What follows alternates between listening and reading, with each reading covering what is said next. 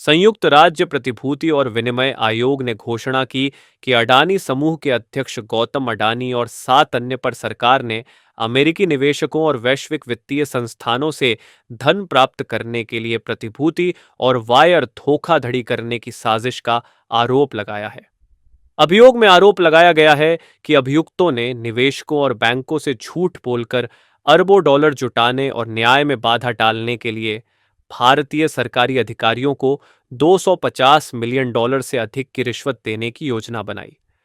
Bar and bench की report में बताया गया कि पीस ने कहा, जैसा कि आरोप लगाया गया है, प्रतिवादियों ने अरबों डॉलर के अनुबंध हासिल करने के लिए भारतीय सरकारी अधिकारियों को रिश्वत देने के लिए एक विस्तृत योजना बनाई और गौतम एस अदानी, सागर आर अदानी और विनीत एस जैन ने रिश्वतखोरी योजना के बारे में झूठ बोला क्योंकि वे अमेरिकी और अंतर्राष्ट्रीय निवेशकों से पूंजी जुटाने की कोशिश कर रहे थे।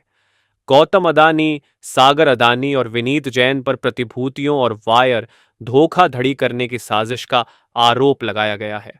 अभियोग में न्यूयॉर्क स्टॉक एक्सचेंज में सूचीबद्ध एक अक्षय ऊर्जा कंपनी के पूर्व अधिकारियों रंजीत गुप्ता और रूपेश अग्रवाल के साथ साथ कनाडा की एक निवेश फर्म के पूर्व कर्मचारियों सिरिल कैबनेस, सौरभ अग्रवाल और दीपक मल्होत्रा पर भी रिश्वत विरोधी कानूनों का उल्लंघन करने की साजिश रचने का आरोप लगाया गया है।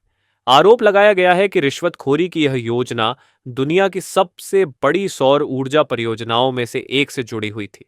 अभियुक्ताओं का आरोप है कि 2020 और 2024 के बीच रंजीत गुप्ता, सिरिल कैबनेस, सौरभ अग्रवाल, दीपक मल्होत्रा और रूपेश अग्रवाल ने ऊर्जा अनुबंध हासिल करने के लिए भारतीय अधिकारियों को रिश्वत देने की साजिश रची।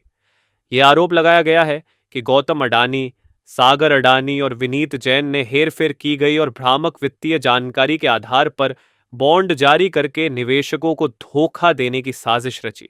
अभियोग में भ्रामक प्रथाओं को नियोजित करने की योजना का विवरण दिया गया है, जैसे कि महत्वपूर्ण तथ्यों को छोड़ना और कॉरपोरेट प्रस्तावों को गलत साबित करना ताकि अमेरिकी निवेशकों को उनके बॉन्ड ऑफरिंग के लिए आकर्षित किया जा सके। 750 मिलियन डॉलर के बॉन्ड जारी करने से जुड़े भ्रामक वित्तीय दस्तावेजों को मंजूरी। अमेरिकी निवेशकों के सामने प्रस्तुतियों के दौरान बॉन्ड आय के उपयोग का गलत चित्रण। ऋणदाताओं और निवेशकों से आरण और निवेश सुरक्षित करने के लिए झूठे वादे और धोखाधड़ी वाले प्रतिनिधित्व का इस्तेमाल किया। उन्होंने जानबूझकर निवेशकों के लिए अपने बॉन्ड के आकर्षण को बढ़ाने के लिए एक योजना में शामिल हुए, भ्रामक रणनीति अपनाई और महत्वपूर्ण वित्तीय विवरणों को छोड़ दिया। सिरिल कैबनेस, सौरभ अग्रवाल, दीपक मल्होत्रा और रूपेश अग्रवाल पर अमेरिकी सरकार द्वारा चल रही जांच में बाधा डालने की साजिश रचने का आरोप लगाया गया है। अगर आरोप सही साबित हुए तो क्या होगा? अभियोग में रिश्वतखोरी, धोखाधड़ी और बाधा योजनाओं से प्राप्त आय सहित आपराधिक गतिविधि से प्राप्त संपत्तियों को जब्त करने की मांग की गई है।